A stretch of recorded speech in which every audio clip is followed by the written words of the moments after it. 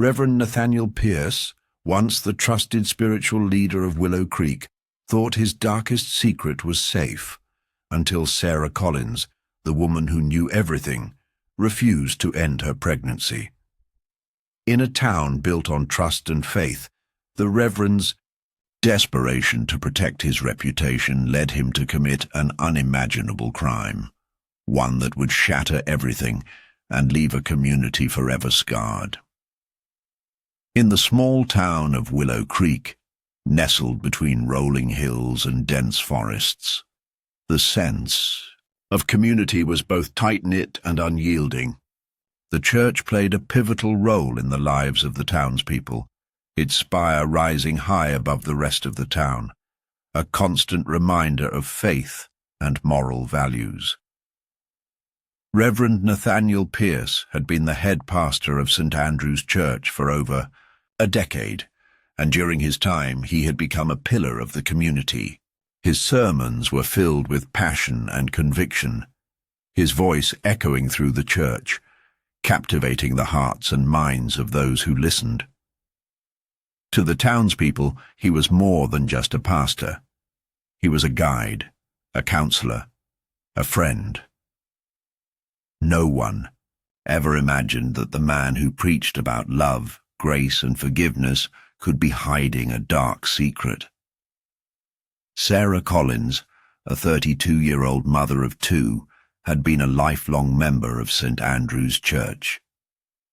Her family had been a cornerstone of the congregation for generations, and Sarah herself had always been a devout and respected member of the community. Her children, Emily and Caleb, were well known for their involvement in the church's youth programs, and Sarah had always been the first to volunteer for charity events and fundraisers. On the surface, her life appeared to be perfect. A devoted mother, a loving wife to her husband Mark, and a respected figure in the town. But like many things in life, there was more beneath the surface than anyone could have imagined. Sarah's relationship with Reverend Pierce began innocently enough. He had been counseling her during a particularly difficult time in her life. Mark, her husband, had been struggling with health issues that had left him physically and emotionally drained. As the family's primary caregiver, Sarah felt the weight of the world on her shoulders. Reverend Pierce, always attentive and understanding, offered her comfort, giving her advice and support when she needed it most. They began meeting regularly, first at the church and later, more privately, at Sarah's home. It wasn't long before their meetings turned from counseling to something more intimate. The lines between pastor and parishioner blurred, and what started as a source of comfort quickly turned into an illicit affair. It was easy for Sarah to justify the affair at first. She felt lonely and overwhelmed, and the attention and affection Reverend Pierce provided made her feel valued in a way that Mark, consumed by his illness, no longer could. She told herself it was temporary, a fleeting escape from the pressure of her life, but deep down she knew it was wrong. Still, the guilt didn't stop her from continuing the affair. She was drawn to the charisma and charm of the Reverend, and his comforting presence made her feel alive again, in ways she had long forgotten. For Reverend Pierce, the affair was not just an escape. It was a dangerous secret that threatened everything he had built. The affair was a violation of his vows, both as a pastor and a man of faith. But the fear of exposure wasn't his only concern. As time went on, the Reverend became more obsessed with Sarah. He had developed feelings for her, feelings that confused him as much as they excited him. But in his mind, the affair had to remain hidden at all costs. If anyone found out, it could ruin him, destroy his position in the church, and cast a dark shadow over his entire ministry. The affair continued for months, with the two meeting in Tausio, secret, always careful to avoid suspicion. Sarah knew that her marriage to Mark was on shaky ground, but she never imagined the consequences would be so dire. Then one day, everything changed. Sarah discovered she was pregnant. The news hit her like a bolt of lightning, and for the first time, she felt a deep sense of panic. The child she was carrying was not her husband's, and the implications of the pregnancy were terrifying. Sarah was faced with a decision that would forever alter the course of her life and the Reverend's. As the reality of her situation set in, Sarah began to contemplate her options. The choice before her was simple, yet impossible. She could keep the child, knowing it would tear apart her family, her reputation, and everything she had worked for, or she could end the pregnancy and keep her secret safe. But what truly frightened her was the Reverend's reaction. She knew that Reverend Pierce was not the kind of man who would handle this situation with grace. His carefully curated life was built on the image of righteousness and moral superiority. The shame of being exposed could destroy him. Sarah's pregnancy was the final catalyst for the devastating events that would soon unfold. Neither of them realized how far things had already gone, how deep the lies and deceit had rooted themselves, and how much darker their choices would become. As Sarah grappled with the weight of her secret, she remained unaware that the man she had trusted most was already contemplating his next move, a move that would change everything. Sarah sat alone in the quiet of her kitchen, staring at the small pink positive test in her hand. Her heart raced and her mind swirled with confusion and dread. The reality of her situation hit her with an intensity she hadn't anticipated. She was pregnant, and the child wasn't her husband's. The shame, the guilt, the fear, it all consumed her thoughts. She had always been so careful with her family, so cautious to protect them from the dangers of the world, and yet here she was, about to tear everything apart. The first person she thought of was Reverend Nathaniel Pierce, the man she had been turning to for solace and guidance during the hardest time in her life, had become something far more complicated. What began as counsel and support had evolved into a passionate and destructive affair. She couldn't deny the bond they had formed, nor the guilt that gnawed at her every day. But now, with this pregnancy, everything felt impossible. Sarah felt trapped between her love for this child and her fear of the consequences. She couldn't imagine raising a child born out of such secrecy, knowing it would destroy her family, her marriage, and the trust of the entire community. Her mind turned to what Reverend Pierce would say. She knew him well enough to understand that his thoughts were consumed by one thing: his reputation. The Reverend had always been concerned with appearances. He preached about forgiveness and redemption, but beneath his pious words, there was a darker, more selfish side. As a pastor, he was the spiritual leader of the town, and his image had been carefully crafted over the years. The affair itself was a sin in his eyes, but the pregnancy, the visible sign of their betrayal, was an insurmountable problem. Sarah feared that he would see the baby as something to be hidden away, an obstacle to his carefully constructed life. But she also knew he would try to convince her to abort. Days passed, and the weight of the decision bore heavily on Sarah's shoulders. Her body was changing, the pregnancy becoming more evident, and the secrecy was becoming harder to maintain. She hadn't told anyone yet, not Mark, not her family, and certainly not the church. She didn't know how to start the conversation. How could she explain this? How could she face her children, her friends, or the community? They would see her as nothing more than a sinner, a failure of a mother and wife.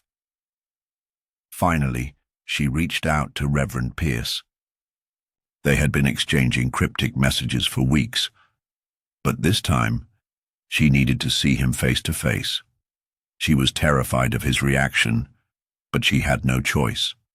She needed his advice, needed to know what he thought she should do. When they met, Sarah could feel the tension between them, a mixture of guilt and desperation. The Reverend was calm, but she saw the flicker of panic in his eyes as she revealed her pregnancy. His face remained neutral as he listened, but his mind was already spinning, already calculating the possible outcomes. The Reverend's words were measured, as though he was carefully weighing each one before he spoke. He assured Sarah that they would figure something out, that he would help her navigate this crisis. But deep down, she knew he was only thinking of himself. As Sarah detailed her inner conflict, she could see that the Reverend was not concerned with her well-being. Instead, he focused on the scandal. His primary concern wasn't her health or the future of the child, but the consequences of being exposed. He couldn't allow the town to find out. His reputation, his entire ministry, everything he had built over the years, would collapse. He spoke in a calm, rational tone, trying to convince Sarah that the best option was to end the pregnancy. He presented it as a necessary decision, a way to prevent their lives from being ruined by the truth. He even suggested that they could cover everything up, that no one would ever have to know. Sarah was torn. The Reverend's arguments made sense in a twisted way. If she ended the pregnancy, no one would ever know about the affair, and life could continue as it had before. She could preserve her family, protect her children, and perhaps even salvage some semblance of her dignity. But deep inside, Sarah knew that what he was suggesting wasn't just a difficult choice. It was a betrayal of everything she believed in. She could not erase the life growing inside her. It felt like a violation of everything she had ever stood for, and as much as she feared the consequences, she knew she could not bring herself to destroy the child. That night, after their conversation, Sarah sat in the darkness of her living room, her mind spinning. She couldn't get the Reverend's words out of her head. His suggestions, his manipulative logic, it all seemed so clear to him, but to her it was a nightmare. She was caught in the crossfire between the man she had trusted and the love she had for the child inside her. She feared what would happen next, knowing that the Reverend would not take kindly to her refusal. If she kept the baby, if she chose to go public with the truth, there was no telling how far the Reverend would go to preserve his own image. It was then that the full scope of her situation hit her.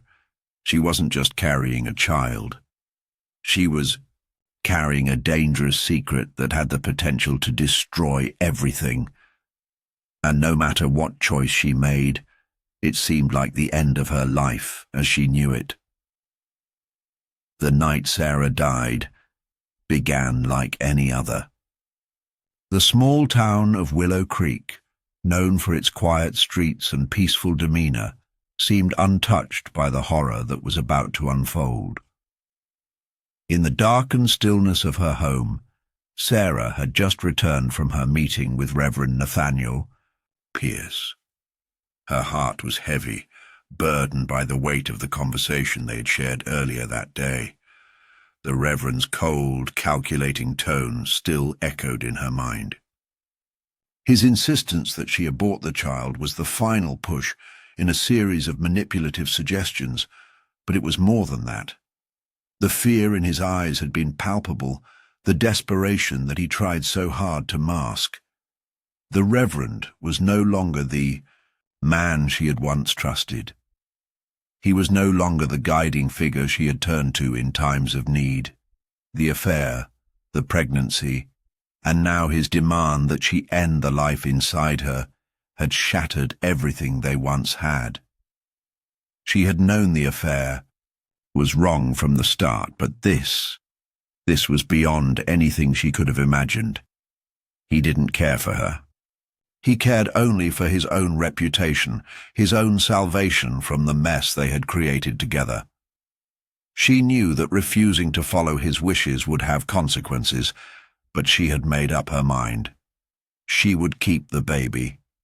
It was a choice that terrified her, one that felt like a final act of defiance against the man who had betrayed her. But what she didn't realize was that her decision had already set something irreversible in motion. The Reverend, despite his calm exterior, had crossed a point of no return. When Sarah entered her home that evening, she thought she was alone with her thoughts, perhaps for the last time. The kids were staying over at a friend's house for the night, and Mark, her husband, was resting in their bedroom, too ill to know anything about the storm brewing outside of his consciousness. Sarah's hands trembled as she poured herself a glass of water. Her mind raced and her stomach twisted with anxiety. She hadn't slept in days, consumed by guilt, fear, and the overwhelming responsibility of what was to come. But she couldn't turn back now. She couldn't end the pregnancy. It wasn't who she was. The child was part of her, and she wasn't going to let the Reverend dictate her life any longer. Unbeknownst to her, Reverend Pierce had not left her house earlier in the day with the simple desire to counsel her. He had left with a plan that would prevent her from exposing him, from revealing the affair to the world. The Reverend had convinced himself that there was no other way out, that her refusal to comply with his wishes was a threat that couldn't be ignored. In his twisted mind, this was the only way to protect everything he had built. And so, he made his way back to Sarah's house that night, with a cold determination in his eyes. When Sarah heard the knock on her door, she didn't immediately suspect the danger. She had expected the Reverend to be upset, perhaps even angry, but she thought he would listen to her. She had no idea that he had already decided that she would not live to see the consequences of her choice. He had become a man desperate to maintain control, to preserve the life he had crafted in front of the townspeople. To him, Sarah was an obstacle that had to be removed. The door creaked as it opened, and Sarah saw the Reverend standing in the doorway, his face unreadable. He stepped inside, and as soon as the door closed behind him, a cold unease washed over her. She tried to remain calm, but her heart was racing. She knew this conversation would not end like the others. The tension between them was palpable, and as they stood in the hallway, Sarah could see the anger bubbling just beneath the Reverend's composed exterior. He didn't speak immediately, and for a moment, there was an eerie silence. Then, without warning, he lunged toward her, his movements quick and forceful. In the blink of an eye, Sarah found herself struggling to breathe, her vision blurring as she fought against his overwhelming grip. The Reverend's hands were around her throat, his strength surprising for a man so outwardly composed. His eyes, once full of compassion and guidance, were now wild with fear and rage. As Sarah gasped for air, her mind raced through every possible scenario. How had it come to this? She had no time to process the enormity of what was happening before the world around her went dark. In those final moments, she realized that her decision, the one that had seemed so right, had cost her everything. And with that final breath, Sarah's life was stolen from her, snuffed out by the very person she had once trusted most. Reverend Pierce stood over her lifeless body, his heart pounding in his chest. The weight of what he had just done began to settle in. But the horror of his actions hadn't fully registered. For him, the only thought that mattered now was how to cover it up, how to make sure no one would ever know what he had done. The woman who had threatened to expose his sins was gone, and the Reverend was left with only one task: to erase the evidence and bury his secret deep enough that it would never see the light of day. Detective Linda Carter stood in the center of Sarah Collins' home, taking in the scene before her. The air felt thick, heavy, with the weight of a case that was already unraveling in unsettling ways. The small, humble house was bathed in the light of the crime scene investigation team, their tools scattered across the floor. Nothing seemed to add up. The initial signs had pointed to a tragic accident or perhaps a struggle gone wrong, but something felt off to Carter. The way the furniture was arranged, the lack of obvious signs of forced entry, and the eerie calmness of the scene all raised more questions than answers. At first, Sarah's death had seemed to be a result of some kind of freak mishap, maybe even a fall. There was no sign of blood, no visible trauma, just her body, slumped unnaturally in the hallway, as though she had been knocked down by something unseen. The absence of a struggle initially led investigators to lean toward an accidental death. But Detective Carter, experienced and sharp, knew that appearances could be deceiving. The lack of a definitive cause of death, the absence of witnesses, and the unexplained visit from Reverend Nathaniel Pierce earlier that evening were all too suspicious to ignore. As the case unfolded, more and more oddities began to surface. First, Carter learned of Sarah's close ties to Reverend Pierce. Their relationship was well known in the community. She had been a regular volunteer at church, a dedicated wife, and a devoted mother. But as the investigation dug deeper, it became clear that Sarah's relationship with the Reverend had been more than just spiritual guidance. They had been involved in a secret affair that no one had suspected, not even Sarah's closest friends. The revelation stunned the small town, shaking the foundation of trust that the community had placed in Reverend Pierce.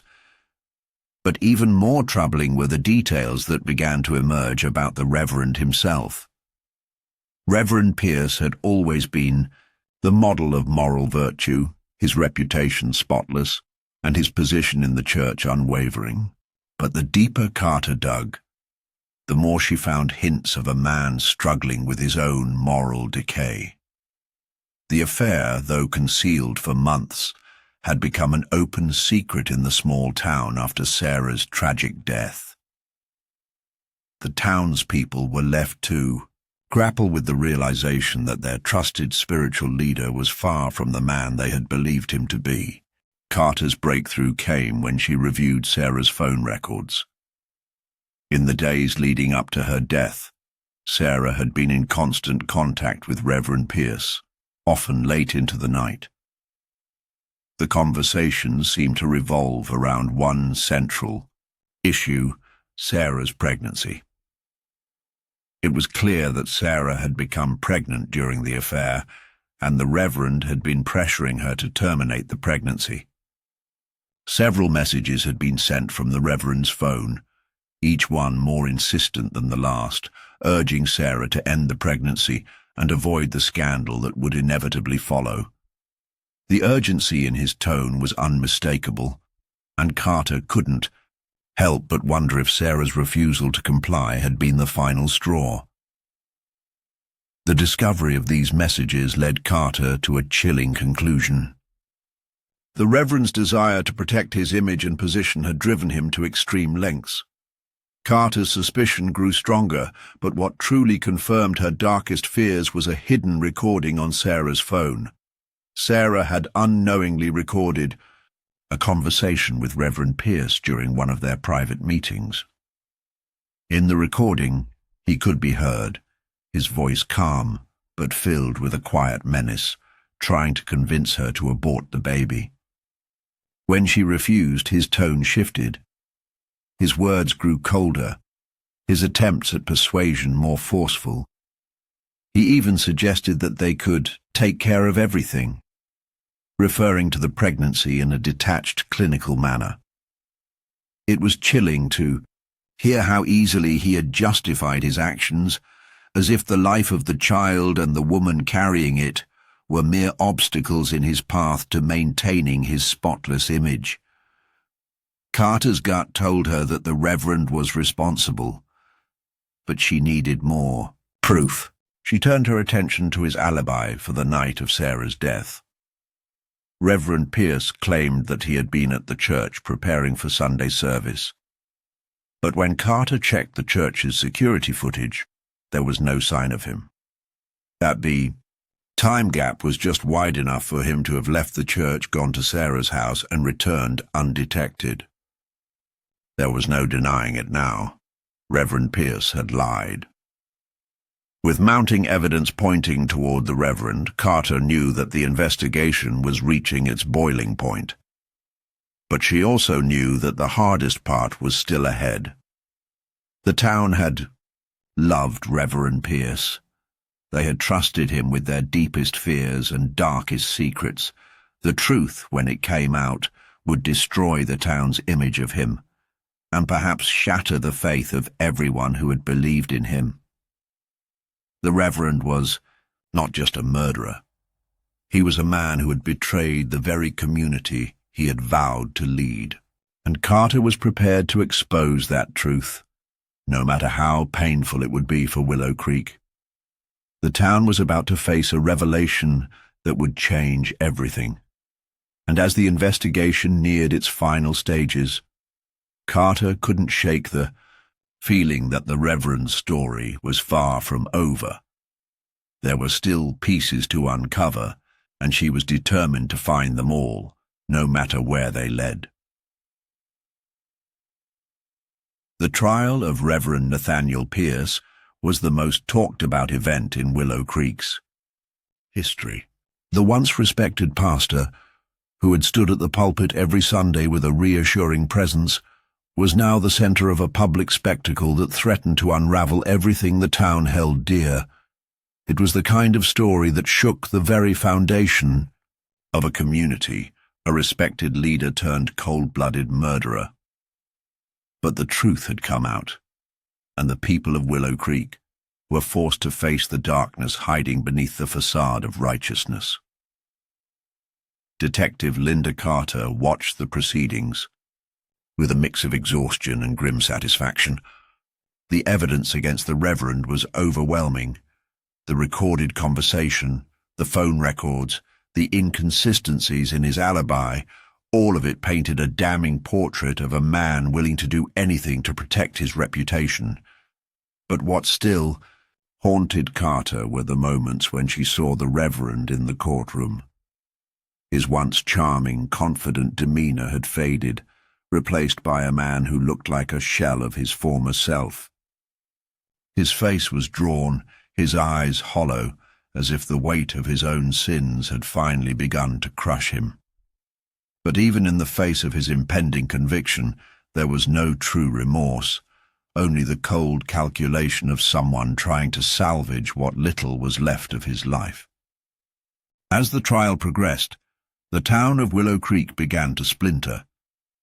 People who had once looked to Reverend Pierce for spiritual guidance now found themselves questioning their entire belief system. How could they have been so blind? How could they have followed a man who had been hiding such a dark side? Some of the townspeople rallied around the Reverend, refusing to believe the evidence against him. They clung to the idea that he was a good man, a man who had made a terrible mistake. But for many others, the reality was clear. Reverend Pierce had destroyed the trust of an entire community, and no amount of repentance could undo the damage. For Sarah's family, the trial was a bittersweet experience. Mark, Sarah's husband, had been devastated by the loss of his wife. His health had deteriorated further, the grief weighing heavily on him, and it seemed as though he was a broken man. Emily and Caleb, Sarah's young children, had been left with a deep sense of confusion and anger. They had lost their mother, but they had also lost the community they had once trusted. To them, the Reverend had been more than just a figurehead. He had been a friend, a confidant. The betrayal was harder to comprehend than the death itself. Sarah's family struggled to find closure in the face of such a horrific loss. Mark, who had once been the strong foundation of their family, now seemed lost in a fog of grief. The trial had forced him to confront the truth about his wife's affair with the Reverend, a painful reality that he had long refused to acknowledge. As he sat in the courtroom, his eyes red-rimmed from sleepless nights, he looked at the man who had taken Sarah from him and felt a mixture of sorrow and rage. The man who had been a father figure to his children, the man who had counseled him through the hardest times, had destroyed their family. And in the quiet of the courtroom, Mark finally allowed himself to acknowledge what had been torn from him. As the defense presented its case, the tension in the courtroom grew unbearable. Reverend Pierce's lawyers attempted to cast doubt on the evidence, arguing that the phone records and the recorded conversation were circumstantial at best. They claimed that the Reverend had acted out of fear, that he had been overwhelmed by the situation and had made a terrible, impulsive mistake. But it was a weak defense, and everyone in the room knew it. The Reverend's actions had been calculated. He had known exactly what he was doing when he showed up at Sarah's home that night, and the consequences of his actions had been deliberate. When the jury finally returned its verdict, there was no surprise. Reverend Pierce was found guilty of murder, and the courtroom erupted into murmurs of disbelief and relief. For the first time in months, the people of Willow Creek could begin to heal. The Reverend's life was now over, but the scars he had left on the community would take much longer to fade. In the aftermath of the trial, Detective Carter found herself reflecting on the case more than she expected. She had seen many dark stories in her years on the force, but there was something uniquely haunting about this one. The betrayal of trust, the abuse of power, and the cold, calculated actions of someone who had once been a symbol of virtue. Everything about this case felt like a betrayal of something sacred, but in the end, justice had been served. Reverend Nathaniel Pierce would never again have the opportunity to manipulate, control, or destroy anyone else's life. But as Carter left the courthouse for the final time, she couldn't help but think about the people of Willow Creek. The town would never be the same. It would take years for the wounds to heal, if they ever did. And in the quiet aftermath of it all, the one thing that remained clear was that the truth had come at a great cost.